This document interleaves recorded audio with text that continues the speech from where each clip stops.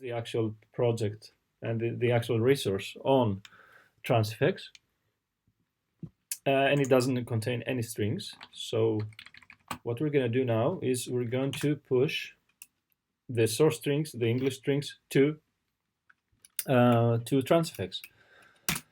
We're going to use this very simple command here, push. You define the project and the token and the secret, and what it does is that it takes all the strings from the iOS project, everything that is defined, with the standard localization framework that iOS uses, from all the files and all the layouts, the storyboards and everything. So it has found 7 strings here, and if we refresh, we're gonna see them appear here on Transifex.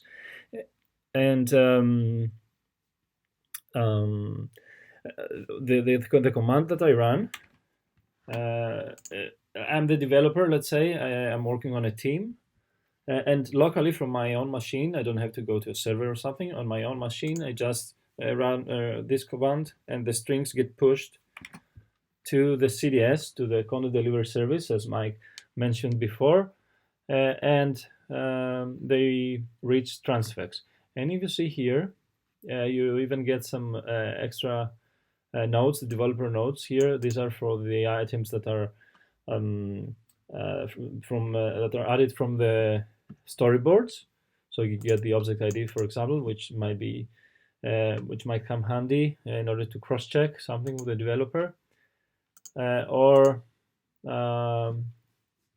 here another comment that the developer might have added and will be useful to the translators.